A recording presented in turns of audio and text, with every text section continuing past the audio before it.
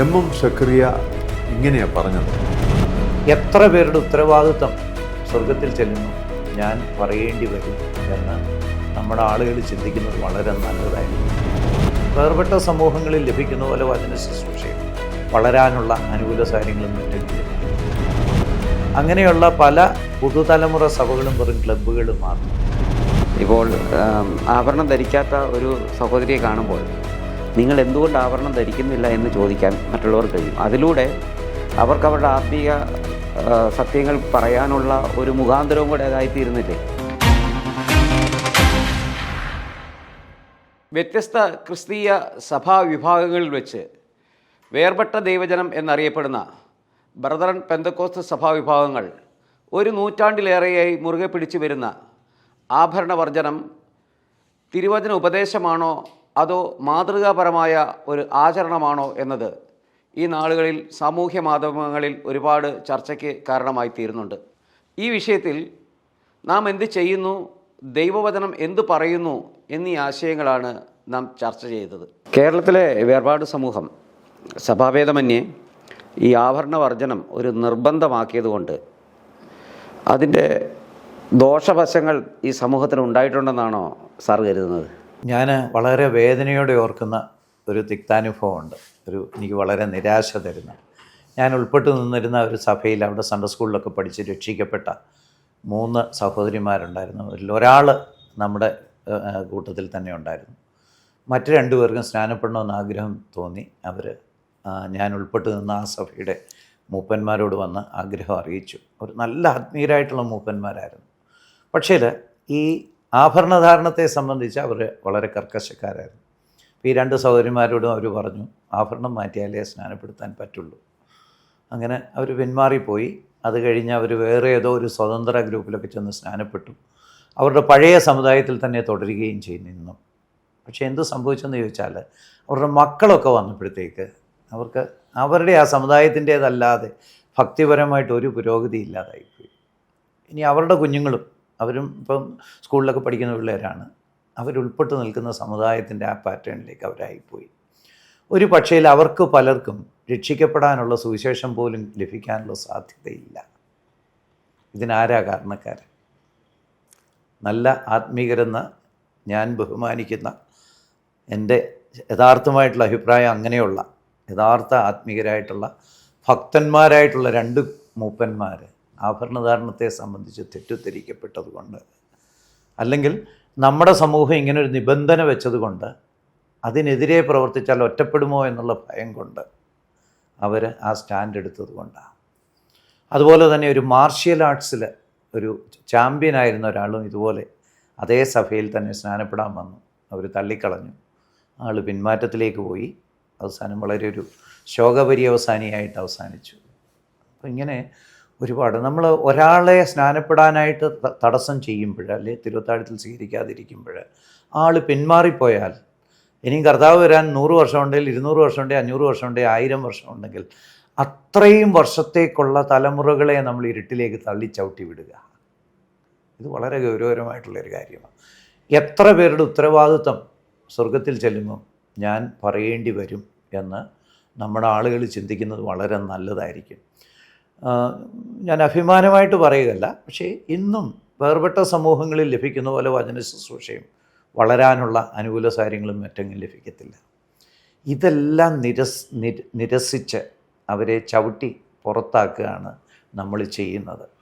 ഇത് വളരെ ഗൗരവകരമായിട്ടുള്ളൊരു കാര്യമാണ്. ആളുകൾ ഇതിന് മുന്നിൽ നിൽക്കുന്നവർ വളരെയധികം ചിന്തിക്കേണ്ട ഒരു കാര്യമായിട്ട് ഇരിക്കുന്നു. എൻ്റെ ഒരു അനുഭവത്തിൽ ഞാൻ പറയാം.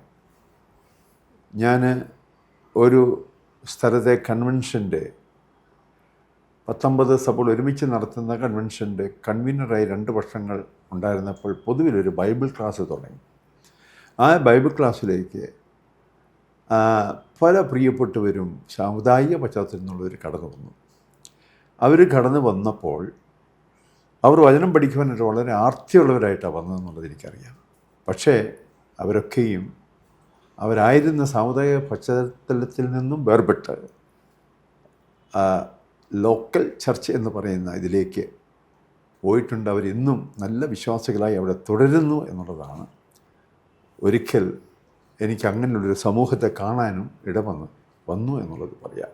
അപ്പോൾ അങ്ങനെയുള്ള സഭകൾ എണ്ണത്തിൽ വർദ്ധിപ്പാൻ നമ്മൾ ഈ ഒരു വിഷയം മുറുകെ പിടിക്കുന്നതുകൊണ്ട് ഉണ്ടാകുന്നുണ്ടെന്നുള്ളത് എൻ്റെ എക്സ്പീരിയൻസിലുള്ള കാര്യമായിട്ട് തന്നെ ഇരിക്കുന്നത്.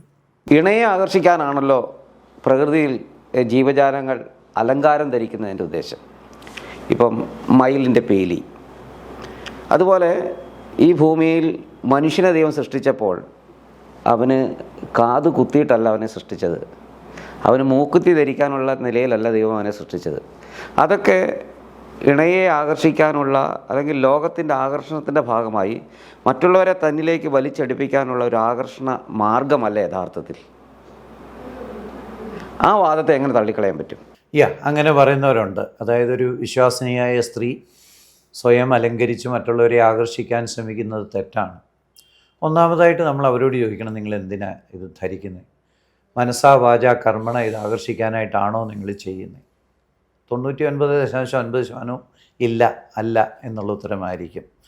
അവരെന്തുകൊണ്ടാണ് ധരിക്കുന്നത്? അത് അവരുടെ സോഷ്യൽ നോമാണ്.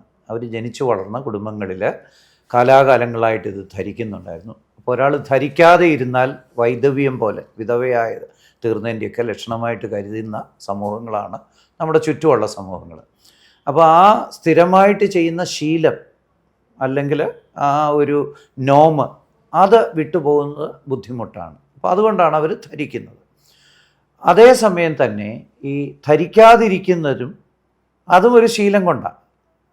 അവർ ധരിക്കാതെ ശീലിച്ചിരിക്കുന്നു, അങ്ങനെയാണ് അവർ ആ ഒരു ശീലം ഇന്നും അനുവർത്തിക്കുന്നത്. ഓക്കെ, അപ്പം പ്രകൃതിയിലേക്ക് നമുക്ക് തിരിച്ചു വന്നാൽ, പ്രകൃതിയിൽ അലങ്കാരമുള്ള ഇണയെ ആകർഷിക്കാൻ വേണ്ടിയാണ്. മയിലിൻ്റെ പീലിയുടെ വർണ്ണവും കുയിലിൻ്റെ പുള്ളിയും അല്ലെങ്കിൽ കുയിലിൻ്റെ പാട്ടും ഇതൊക്കെ ഇണയെ ആകർഷിക്കാനാണ്. പക്ഷെ നമ്മളൊരു കാര്യം ഓർത്തിരിക്കേണ്ടത്, പ്രകൃതിയിൽ ഈ ആകർഷിക്കുന്ന പരിപാടി 99% ചെയ്യുന്നത് ആണുങ്ങളാണ്, പെണ്ണുങ്ങളല്ല. അപ്പം നമ്മൾ ആണുങ്ങളിലേക്കാണ് നോക്കേണ്ടത്. ആകർഷിക്കാനുള്ളത് നമ്മൾ എന്തെങ്കിലും ചെയ്യുന്നുണ്ടോ? നമ്മുടെ മീശ എങ്ങനെ വേണമെന്ന് നമ്മൾ തീരുമാനിക്കുന്നു, ഹെയർ സ്റ്റൈല് തീരുമാനിക്കുന്നു, 6 പാക്ക് വേണോ 5 പാക്ക് വേണോ എന്ന് തീരുമാനിക്കുന്നു, എത്ര ആഡംബരമുള്ള വാഹനം വേണമെന്ന് തീരുമാനിക്കുന്നു, അതിൻ്റെ ശബ്ദം എങ്ങനെയാണ്. ബൈക്കിൻ്റെയൊക്കെ ആണെങ്കിൽ ആ ഒരു കട്ടുകെട്ട ശബ്ദമുണ്ടല്ലോ, അതിലൊക്കെയാണ്. വാസ്തവത്തിൽ പുരുഷവർഗമാണ് ഇണയെ ആകർഷിക്കാനുള്ള കാര്യങ്ങൾ പ്രകൃതി ചെയ്യുന്നത്. അത് വിശ്വാസികളായിട്ടുള്ളവരും ചെയ്യുന്നുണ്ട്. ഒരർത്ഥത്തിൽ പറഞ്ഞാൽ ഇപ്പം പത്രോസിൽ വസ്ത്രം ധരിക്കുന്നതല്ല, പൊന്നണിയുന്നതല്ല, അല്ല. അപ്പോൾ അങ്ങനെയാണെങ്കിൽ വസ്ത്രം ധരിക്കുന്ന അലങ്കാരമായി തീരാമെന്നാണ് പറയുന്നത്. അപ്പം വാസ്തവത്തിൽ എങ്ങനെയാണ് നമ്മൾ അത് ആ വാച്യാർത്ഥത്തിലെടുത്താൽ എന്താ ചെയ്യേണ്ടത്? നമ്മുടെ ഷർട്ട് തയ്ക്കുന്ന രീതി, ബ്ലൗസ് തയ്ക്കുന്ന രീതി, അല്ലെങ്കിൽ ഇതുപോലെയുള്ള വസ്ത്രത്തിലെല്ലാം അത് എത്ര വില കുറഞ്ഞതാണെങ്കിലും അതിനകത്ത് അലങ്കാരം അടങ്ങിയിട്ടുണ്ട്. അപ്പം നമ്മളെല്ലാം ഈ അലങ്കാരം ഉപയോഗിക്കുന്നുണ്ട്. അതെന്ത് പർപ്പസിലാണ് നമ്മൾ ഉപയോഗിക്കുന്നുള്ളതാണ് അതിൻ്റെ പ്രത്യേകത, അതിൻ്റെ തീരുമാനിക്കുന്നത് നല്ലതോ ശരിയോ. പലപ്പോഴും നമ്മൾ അങ്ങനെയുള്ള അലങ്കാരങ്ങൾ സ്വീകരിക്കുന്നത് സൊസൈറ്റൽ നോമായിട്ട്. ഇപ്പം ഉടുപ്പ് ഹാഫ് ഷർട്ടാണ് ഇപ്പോഴത്തെ രീതി. അപ്പോൾ എൻ്റെ ഉള്ളിൽ ഞാൻ എന്തിനാ ചെയ്യുന്നതെന്നുള്ളൊരു തീരുമാനം വേണം. സൊസൈറ്റൽ നോം നമ്മൾ സ്വീകരിക്കുന്നതിന് ഒരു തെറ്റുമില്ല. സൊസൈറ്റൽ നോം നമ്മൾ സ്വീകരിച്ചില്ലെങ്കിൽ അത് മുഖാന്തരം നമ്മൾ മറ്റുള്ളവരെ നമ്മളിലേക്ക് ആകർഷിക്കാനിടയാകും. ഇപ്പം പല്ല് തേക്കാതെയും അല്ലെങ്കിൽ താടി പഠിക്കാതെയും അല്ലെങ്കിൽ മുടി വെട്ടാതെയൊക്കെ ഒരാൾ നടന്നാൽ അതുകൊണ്ട് തന്നെ ആളിനെ ശ്രദ്ധിക്കുക. അപ്പോൾ സൊസൈറ്റൽ നോം നമ്മൾ അനുസരിക്കുന്നതിൽ ഒരു തെറ്റുമില്ല. കാരണം നമ്മളൊരു സമൂഹത്തിലാണ് ജീവിക്കുന്നത്. ആ സമൂഹത്തിന് ഇപ്പം നമ്മുടെ വിവാഹ സദ്യയും ശുശ്രൂഷയൊക്കെ നോക്കിയാൽ പാശ്ചാത്യ രാജ്യങ്ങളുമായിട്ട് ഒരു സാമ്യവുമില്ല. നമ്മുടെ സൊസൈറ്റൽ നോം അതിനെ തീർച്ചയായിട്ടും ഇൻഫ്ലുവൻസ് ചെയ്തിട്ടുണ്ട്. അപ്പോൾ എന്ത് പർപ്പസാണ് ഞാൻ ഉള്ളിൽ ചിന്തിക്കുന്നതെന്നുള്ളതാണ് ഓരോ കാര്യവും. ആഡംബരമാണോ അത് ആകർഷിക്കാനായിട്ടുള്ളതാണോ എന്ന് തീരുമാനിക്കും. അല്ല സാർ, ഈ വൃത്തിയും അലങ്കാരവും രണ്ടും ഒന്നല്ല. നമ്മൾ വൃത്തിയായി നടക്കുക എന്നുള്ളത് നമ്മുടെ ധാർമ്മികതയുടെ സാമൂഹ്യ ജീവിതത്തിൻ്റെ ഭാഗമാണ്. എന്നാൽ അതിനേക്കാൾ ഒരുപടി കടന്നതാണ് ഞാൻ എന്നെ തന്നെ അലങ്കരിക്കുക എന്നുള്ളത്. ഞാൻ എന്നെ തന്നെ അലങ്കരിച്ചില്ലെങ്കിലും ഞാൻ എന്നെ തന്നെ വൃത്തിയുള്ളവനായി സൂക്ഷിച്ചാൽ അത് ഞാൻ സമൂഹത്തിൻ്റെ നിയമത്തിനെതിരെ ഒന്നും ചെയ്യുന്നവനല്ല, സാമൂഹ്യ നിയമത്തിന് കീഴ്പ്പെട്ട് തന്നെ നിൽക്കുന്നവനല്ലേ? ശരിയാ. ഈ വൃത്തി എന്ന് പറയുന്നത് ഇപ്പം സമയത്ത് പല്ല് തേക്കുക അല്ലെങ്കിൽ കുളിക്കുക, ആ വൃത്തിയൊക്കെ ഹൈജീനിൽപ്പെട്ട വൃത്തിയാണ്. അതേസമയം ഞാൻ മുമ്പേ പറഞ്ഞ ഉടുപ്പിൻ്റെ ഉദാഹരണം, എന്തുകൊണ്ടാണ് ഞാനൊരു ചാക്ക് പോലുള്ള ഒരു തുണി തയ്ച്ചിട്ട് അതിലൂടെ കഴുത്തും കയ്യും ഒക്കെ ഇൻസേർട്ട് ചെയ്ത് അണിഞ്ഞുകൊണ്ട് നടക്കാത്തത്? അതിനകത്ത് ഹൈജീനിക്കായിട്ടൊരു പ്രശ്നമില്ല. സൊസൈറ്റൽ നോമാണ് അവിടുത്തെ വൃത്തി.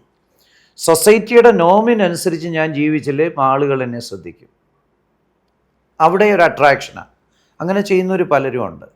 അപ്പം ഞാൻ മറ്റുള്ളവരെ ആകർഷിക്കാനാണോ ശ്രമിക്കുന്നത് എന്നുള്ളത് തീരുമാനിക്കുന്നത് എൻ്റെ ഹൃദയത്തിൻ്റെ അവസ്ഥയിൽ നിന്നാണ്. എൻ്റെ പർപ്പസ്, എൻ്റെ ഉദ്ദേശം. ഒരു സൊസൈറ്റൽ നോം ന്യായമായ സൊസൈറ്റൽ നോം സ്വീകരിക്കുകയാണെങ്കിൽ വാസ്തവത്തിൽ അതിനകത്ത് വേറെ കുഴപ്പമൊന്നുമില്ല. ഒരു ഇന്ത്യക്കാരിയായ വിശ്വാസി സാരി ഉടുത്തുകൊണ്ട് നടന്നു. അപ്പോൾ ഒരു വെസ്റ്റേണർ പറയുകയില്ല സ്കേർട്ടാണ് ഇടേണ്ടത്, അതിനകത്തൊന്നും അർത്ഥമില്ല. അതൊരു സൊസൈറ്റൽ നോം നമ്മൾ സ്വീകരിക്കുന്നതാണ്. അപ്പം മോഡസ്റ്റിയെ ഹനിക്കാത്ത, അല്ലെങ്കിൽ നമ്മുടെ ഇപ്പോൾ ഒരു സ്ത്രീയെ തന്നെ എടുത്താൽ ശരീരഭാഗം മുഴുവൻ മറയ്ക്കുന്ന മാന്യമായ വസ്ത്രം ധരിച്ചാൽ അത് ആകർഷിക്കാനല്ല, അതിനകത്ത് കുറച്ച് ഫാഷനും കാര്യങ്ങളൊക്കെ കാണും. അത് ആ സൊസൈറ്റിയുടെ നോമായിട്ട് വന്നതാണ്. ഞാനത് സ്വീകരിക്കാതിരുന്നാൽ തന്നെ നെഗറ്റീവായിട്ട് ഞാൻ ആളുകളെ എന്നിലേക്ക് ആകർഷിച്ചെന്ന് വരാം. അപ്പോൾ അതുകൊണ്ട് അതിനെ നമുക്ക് ഫാഷൻ എന്ന് തീർച്ചയായിട്ടും വിളിക്കാൻ പറ്റില്ല. അപ്പം ഒരു വിശ്വാസിയായ സ്ത്രീ, പ്രത്യേകിച്ച് അങ്ങനെയുള്ള ഒരു ബാക്ക്ഗ്രൗണ്ടിൽ വളർന്നു വന്ന ഒരു വിശ്വാസിനി ആഭരണം ധരിക്കുകയാണെങ്കിൽ അവൾ ആകർഷിക്കാൻ വേണ്ടിയല്ല, എനിക്ക് വെളിയിലിറങ്ങി 4 പേരെ ആകർഷിക്കണമെന്ന് വിചാരിച്ചല്ല അവൾ ഒരിക്കലും ആഭരണം ധരിക്കുന്നത്. അവരുടെ സൊസൈറ്റിയുടെ ഒരു നോമ. അത് ബൈബിള് നിരോധിക്കുന്നുമില്ല. ഇപ്പോൾ ഒരു വിഗ്രഹം വെക്കുന്ന സൊസൈറ്റിയുടെ നോമാണെങ്കിൽ നമ്മളത് സ്വീകരിക്കാൻ പാടില്ല. കാരണം അതിനകത്തൊരു മൊറാലിറ്റി ഉണ്ട്, ഒരു ധാർമ്മികതയുണ്ട്. ധാർമ്മികമായിട്ട് ന്യൂട്രലായിട്ടുള്ള ഒരു സൊസൈറ്റൽ നോം നമ്മൾ സ്വീകരിക്കുന്നതിൽ ഒരു തെറ്റുമില്ല, ഒരു അപാകതയുമില്ല. നമ്മൾ സ്വീകരിക്കുക തന്നെ വേണം. സ്വീകരിച്ചില്ലെങ്കിൽ അതുവഴി നമ്മൾ മറ്റുള്ളവരെ നമ്മളിലേക്ക് ആകർഷിക്കാനായിട്ട് ഇടയാകും. അതിൻ്റെ ഒരു മറുവശം ഞാൻ പറഞ്ഞോട്ടെ. ഇപ്പോൾ ആഭരണം ധരിക്കാത്ത ഒരു സഹോദരിയെ കാണുമ്പോൾ നിങ്ങൾ എന്തുകൊണ്ട് ആഭരണം ധരിക്കുന്നില്ല എന്ന് ചോദിക്കാൻ മറ്റുള്ളവർ കഴിയും. അതിലൂടെ അവർക്ക് അവരുടെ ആത്മീയ സത്യങ്ങൾ പറയാനുള്ള ഒരു മുഖാന്തരവും കൂടെ അതായിത്തീരുന്നില്ലേ? ശരിയാണ്. അത് ബ്രഹ്മകുമാരീസൊക്കെ അതാ പറയുന്നത്. ബ്രഹ്മകുമാരീസ് എന്ന് പറയുന്ന ഒരു സന്യാസ സമൂഹമാണ് ഹിന്ദുക്കളുടെ ഇടയ്ക്കുള്ള. അല്ലെ സൂഫികളും അത് തന്നെയാണ് പറയുന്നത്, അല്ലെ ജൈനമുനികളും അത് തന്നെയാണ് പറയുന്നത്. നമ്മുടെ കൺവിക്ഷൻ പറയാനായിട്ട് ഉള്ളൊരു മാർഗം. പക്ഷെ ബൈബിൾ അതല്ല പറയുന്നത്. ബൈബിള് പറയുന്നത് നമ്മുടെ സ്വഭാവമാണ്. അതായത് ഒരു വൃദ്ധയായ ഒരാൾ പെട്ടെന്ന് വഴിയിൽ വീണുപോയി. അപ്പം അനേകർ, നമ്മുടെ നല്ല ശമരിയൻ്റെ കഥയിലെ പോലെ എൻ്റെ വസ്ത്രമൊന്നും ചെളിയാക്കണ്ടെന്നും പറഞ്ഞ് അനേകർ കടന്നു പോകുമ്പോൾ ഒരു ക്രിസ്തീയ വിശ്വാസി ചെന്ന് ആ സഹോദരി എടുത്തുകൊണ്ട് ആശുപത്രിയിലാക്കി വേണ്ട പരിചരണങ്ങൾ ചെയ്ത് ഒരു പ്രതിഫലേച്ഛയും കൂടാതെ, ഈവൻ ആൾ വിശ്വാസത്തിലേക്ക് വരണമെന്ന് പോലും ഉള്ള താല്പര്യം വേണമെന്നില്ല, ഒരു നന്മ പ്രവൃത്തി എന്നുള്ള നിലയ്ക്ക് ചെയ്യാമെങ്കിൽ ആ സൽപ്രവൃത്തി, ആ ക്യാരക്ടറാണ് മറ്റുള്ളവരെ ആകർഷിക്കാനായിട്ട് നമുക്ക് തന്നിരിക്കുന്നത്. അല്ലാതെ ആഭരണം ധരിക്കുന്നതോ ആഭരണം ധരിക്കാതിരിക്കുന്നതോ അങ്ങനെയുള്ള ഓപ്പർച്യൂണിറ്റി ഒന്നും അല്ല. എൻ്റെ ക്യാരക്ടർ മോശമാണെങ്കിൽ ഞാൻ ആഭരണം ധരിച്ചില്ലെങ്കിൽ വാസ്തവത്തിൽ നെഗറ്റീവ് അഡ്വർടൈസ്മെൻറ്റാണ്. അതിപ്പം സമൂഹത്തിൽ നടക്കുന്നുണ്ട് ധാരാളം. പല കുഞ്ഞുങ്ങളും ലിവിങ് ടുഗദറും ഒക്കെയുള്ള ആഭരണം ഇടാത്ത കുഞ്ഞുങ്ങളെ കണ്ടിട്ട് നമ്മളോട് തന്നെ ചോദിക്കാറുണ്ട്, നിങ്ങളുടെ സമൂഹത്തിൽപ്പെട്ടതല്ലേ എന്തായതെന്ന്. അപ്പോൾ അതിന് 2 വശമുണ്ട്.